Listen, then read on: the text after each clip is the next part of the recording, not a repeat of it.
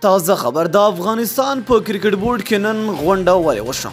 فرحان یوسفزي ولې د کرکټ بورډ غړي راغونډ کړي دا د ته ورته نورې خبرې را سره په دغه ویډیو کې وګورئ. خو ویډیو را سره تر پای وګورئ په ډېر څه به پوه شئ. ګرانو مینوالو السلام علیکم.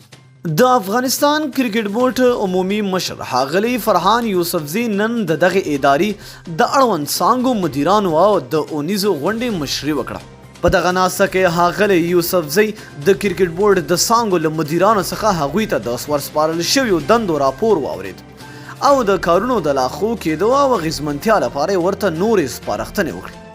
ښاغلی یوسفزي له مدیرانو غوښتنه وکړه څو خپل کارونه چټک کړي او د کارونو د لا ډېرې اغېزمنتیا لپاره په ګروپي توګه له یو بل سره کار او همکاري وکړي.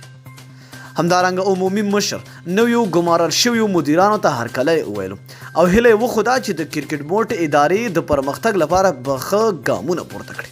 ښاغلی یوسفزي په ځانګړې توګه د تفتیش او کنټرول د نوي ګمارل شوي مدیر په اړه وویل. نوموړی د لا شفافیت او روڼتیا رامنځته کولو په موخه ګمارل شوی ترڅو خپل ولس او کرکټ نړیوالې شورا ته وښیو چې موږ د یوې شفافې او ښې ادارې رامنځته کولو لپاره کار کوو او په دې برخه کې جدي یو. دوستانو تاسو د کرکټ بورډ دغه غونډې ته په کوم نظر ګورئ؟ آیا کرکټ به په دغسې غونډو ښه شي او که نه؟